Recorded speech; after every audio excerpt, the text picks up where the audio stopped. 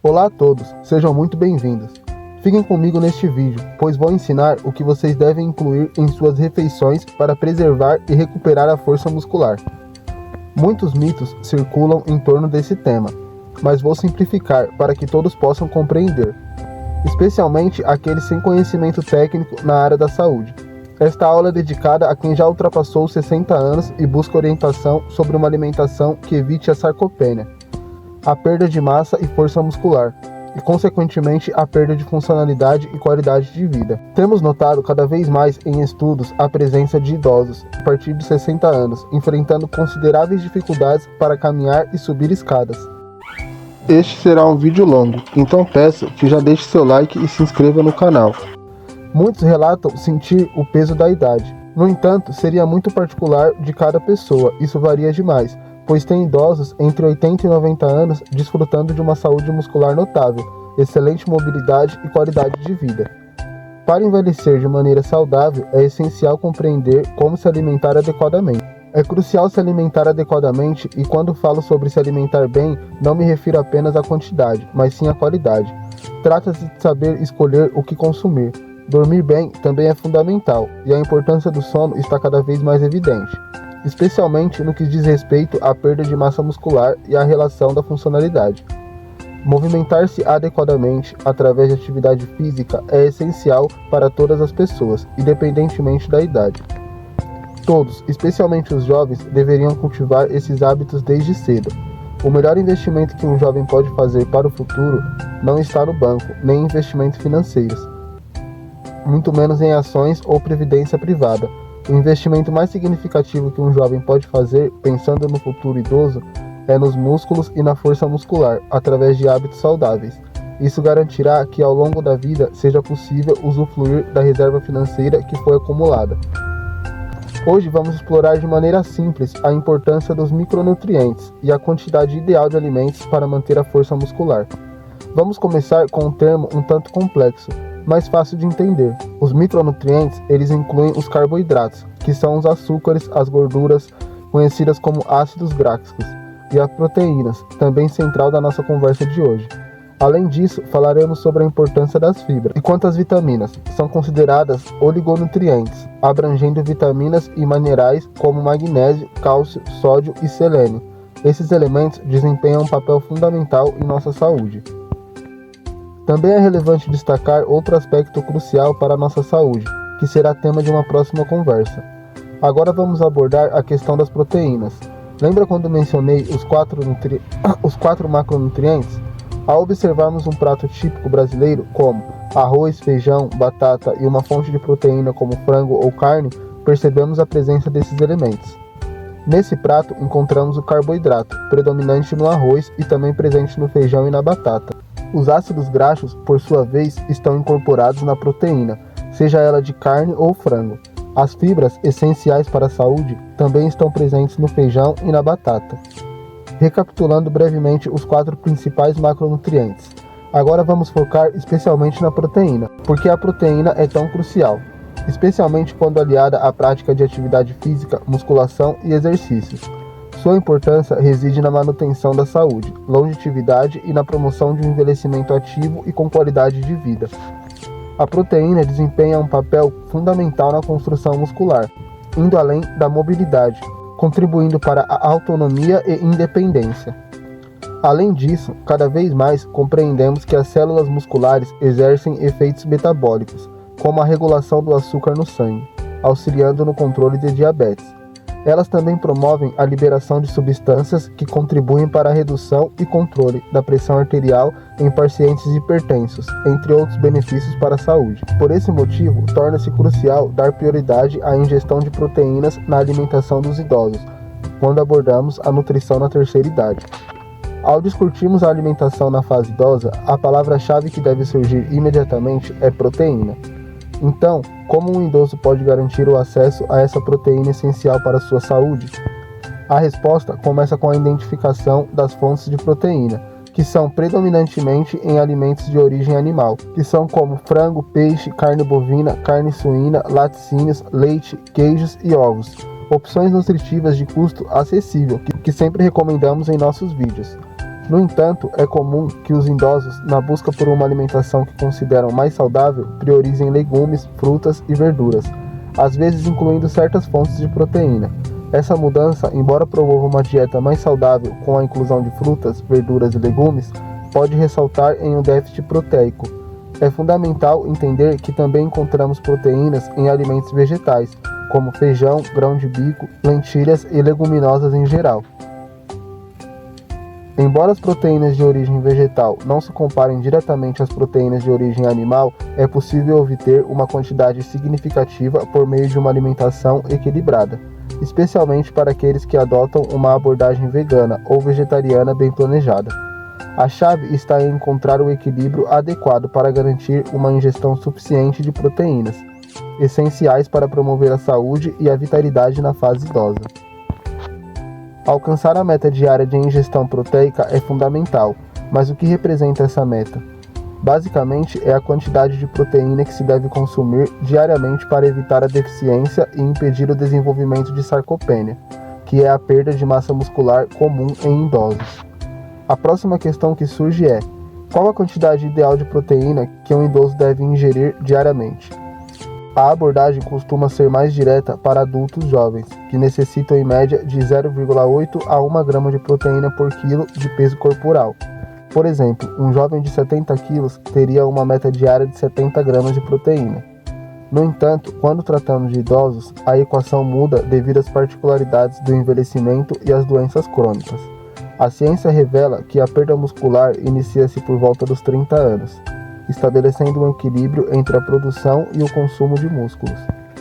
O impacto disso só se torna evidente nos sintomas ao redor dos 60 ou 65 anos. A diferença entre aqueles que mantiveram uma alimentação adequada e atividade física ao longo dos anos e os que envelheceram de maneira mais sustentável é notável. Para os idosos, a recomendação é ajustar a meta para 1,2 a 1,5 gramas de proteína por quilo de peso por dia. Embora calcular isso possa parecer desafiador, é mais simples do que parece. Basta pegar um celular ou calculadora, inserir o peso, por exemplo, 70 kg, e multiplicar pelo valor recomendado, 1,5 de proteína. O resultado é 105 gramas, indicando a meta diária de proteína para manter a saúde muscular. A ingestão diária de proteína é essencial para um idoso de 70 kg, que precisa alcançar a marca de 75 gramas por dia. Entretanto, não se trata apenas de atingir essa meta em uma única refeição. Embora pareça simples, calcular a quantidade de proteína nem sempre é tão fácil como parece. Pois, por exemplo, um bife de 150 gramas não fornece 150 gramas de proteína. Na verdade, cerca de 25 a 30% desse peso consiste em proteína, enquanto o restante inclui água, gordura e outras substâncias. Diversificar a fonte de proteínas é crucial e pesar em proporções equivalentes, como 100 gramas de peito de frango no café da manhã, almoço e jantar, é uma estratégia necessária. É importante destacar que a variedade nas fontes de proteína é fácil de alcançar e pode ser distribuída ao longo de 3 a 4 refeições diárias. Diversificar a fonte de proteínas é crucial e pesar em proporções equivalentes, como 100 gramas de peito de frango no café da manhã, almoço e jantar, é uma estratégia necessária. É importante destacar que a variedade nas fontes de proteína é fácil de alcançar e pode ser distribuída ao longo de 3 a 4 refeições diárias. Ao analisar o café da manhã típico do Brasil, muitos idosos consomem um pão francês com margarina ou manteiga, acompanhado por um café pingado. No entanto, essa refeição geralmente oferece uma quantidade muito pequena de proteína, dificultando o alcance da meta diária. Essa falta de proteína pode ter impactos negativos ao longo do tempo, refletindo no envelhecimento, causando cansaço, dificuldades de locomoção e outros desafios. Portanto, é crucial repensar e ajustar as escolhas alimentares, garantindo a inclusão adequada de proteínas em cada refeição para promover um envelhecimento mais saudável e ativo. A expectativa de evitar a sarcopenia já é prejudicada com um café da manhã deficiente. No almoço, infelizmente, vivemos em um país com grandes disparidades de renda. Temos inscritos com diferentes condições financeiras. Algumas pessoas enfrentam dificuldades financeiras, enquanto outras não têm essas preocupações.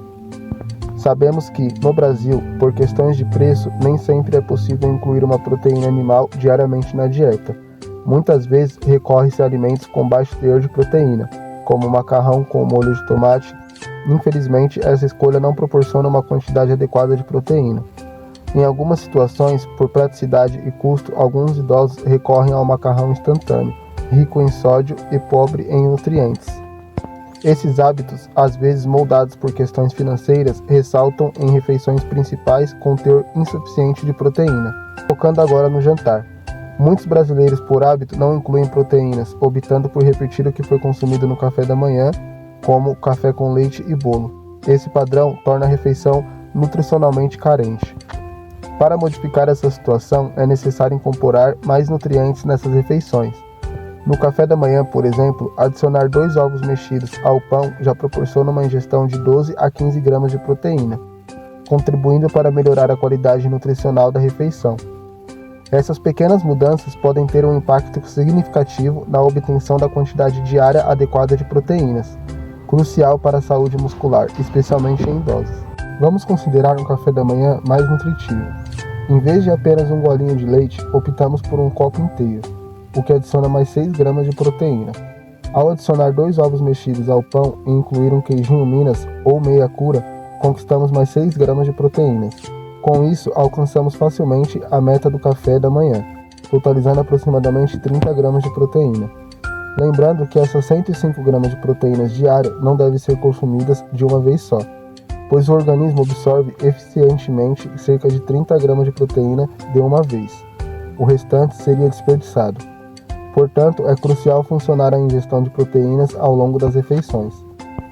No almoço, compreendendo as limitações financeiras que alguns enfrentam, podemos incorporar proteínas de origem animal, como frango, carne ou peixe, além de leguminosas como feijão, lentilha e grão de bico. Ao combinarmos isso com arroz, obtemos uma mistura excelente, proporcionando não apenas proteínas, mas também carboidratos e aminoácidos essenciais. Não devemos esquecer a inclusão de fibras, como verduras e legumes. No jantar, a adição de um ovo, queijo, outro copo de leite e uma fonte de proteína animal fecha a meta diária. Muitas pessoas podem não perceber que não estão atingindo a meta proteica, portanto, é aconselhável fazer esse cálculo. Dividindo essa quantidade ao longo das 3 refeições principais, é possível garantir uma ingestão adequada de proteínas, contribuindo para a prevenção da fraqueza muscular e promovendo uma saúde muscular robusta. Um hábito bastante benéfico é começar a quantificar a quantidade de proteína nas principais refeições. Recomendo também consultar a tabela nutricional dos alimentos. Essa tabela fornece informações cruciais, como a quantidade de proteína, gordura, sódio e carboidratos, sendo obrigatório por lei em todos os alimentos, embora muitas pessoas não tenham o costume de lê-la. Quando pensamos na prevenção da fraqueza muscular e na suplementação de proteína, é fundamental observar essas informações nutricionais para atingir a meta diária. Quanto à suplementação, a decisão de tomar vitaminas em pó, como aquelas misturadas em leite ou água, depende da situação individual. Se houver perda de peso ou outros sinais indicativos no diário alimentar, a suplementação pode ser considerada. A suplementação de proteína, como a whey protein, muitas vezes associada a atletas em busca de ganho de massa muscular, pode ser uma excelente opção para idosos que têm dificuldades em atingir a meta de proteínas. Recomendo algumas marcas confiáveis, que podem ser encontradas com mais facilidade. Além disso, fórmulas específicas como o Nutridrink Protein, NutroInsure e Glamucerna, disponíveis em farmácias, são opções concentradas em proteínas e outros minerais, especialmente indicadas quando há deficiência de outras vitaminas. O Whey Protein, derivado do soro do leite, é uma proteína de alta qualidade transformada em pó para facilitar o consumo, contribuindo para atingir as metas proteicas diárias. Falar de leite, um tema bastante polêmico que gerou discussões em outras conversas e lives que tivemos aqui. Outra parte é a proteína do leite, é a caseína. Além da proteína do soro do leite, conhecida como whey, claro, há outras composições no leite, como os açúcares, incluindo a lactose. Quanto à pergunta se pode tomar, cada suplementação deve ser individualizada, consultando um médico ou nutricionista. Na maioria das vezes, se não houver contradições graves relacionadas a doenças renais ou insuficiência renal, é possível fazer uso. Se você é diabético, geralmente não há problema. No entanto, é crucial obter orientação individualizada, pois não podemos prescrever eticamente alimentos ou medicamentos.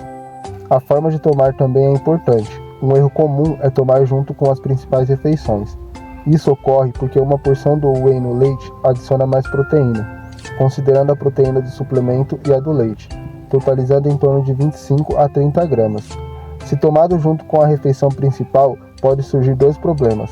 Primeiro, a absorção total da proteína ingerida pode ser comprometida nessa refeição. Segundo, pode ocupar o espaço nutricional de uma refeição rica em outros nutrientes.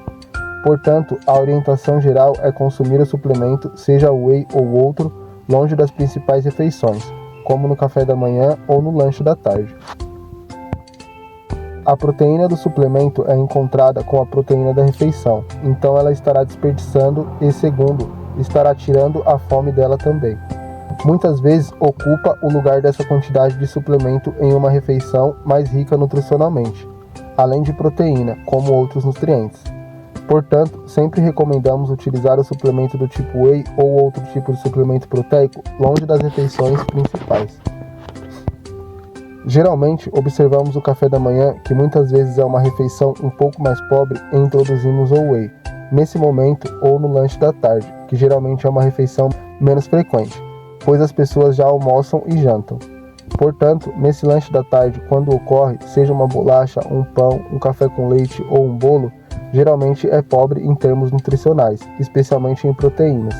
Introduzimos o suplemento nesses dois períodos, que são os mais adequados. Nunca é recomendado tomá-lo junto com o almoço, que já é uma refeição geralmente rica em proteínas na comida normal.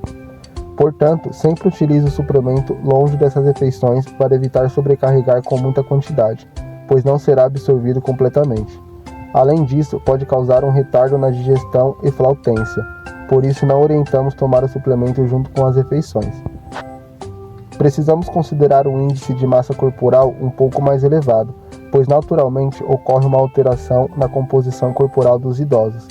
Eles tendem a ter mais gordura, menos músculos e mais água, o que modifica essa proporção. Portanto, ao abordarmos o peso em idosos, é crucial não focarmos apenas no peso total, como fazemos com adultos jovens, já que a dinâmica é completamente diferente.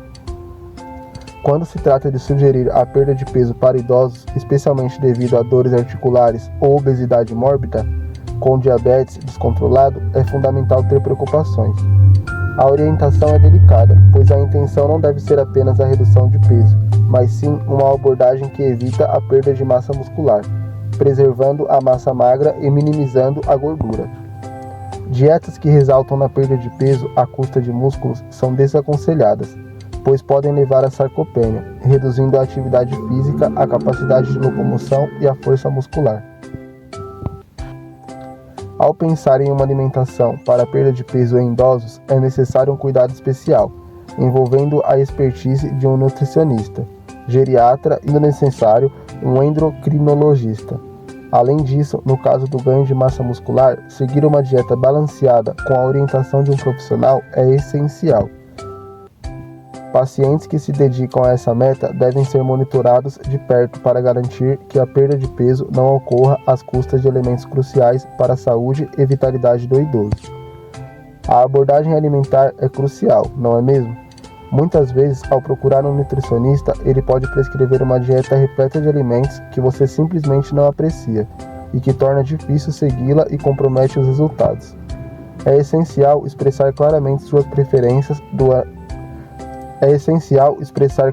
suas preferências durante a consulta nutricional, indicando o que gosta e não gosta de consumir. Dessa forma, é possível ajustar a dieta de maneira realista, substituindo ações menos palatáveis por alternativas mais agradáveis. Para alcançar o sucesso na transformação alimentar, é fundamental manter a transparência durante a consulta com o seu médico. Ao identificar as preferências alimentares, torna-se possível criar um plano alimentar mais adaptado e, consequentemente, mais eficaz. Se estiver interessado em saber se já está enfrentando sarcopenia, assista ao vídeo que vou deixar aqui em cima no card, onde explico os principais sintomas da perda muscular. Aproveite para se inscrever e compartilhar o vídeo com aquelas pessoas que podem se beneficiar desse conteúdo e explorar diversos temas relacionados à qualidade de vida e envelhecimento disponíveis nesse canal. É importante ressaltar que todo o conteúdo é embasado cientificamente, sem concessões por achismo. Nossos conteúdos são baseados em estudos científicos, onde todo e qualquer pessoa pode encontrar na internet. Para uma dieta ou detalhe de informações, orientamos sempre procurar um médico especialista. Muito obrigado por nos assistir. Fique com Deus, Jeová. Até a próxima.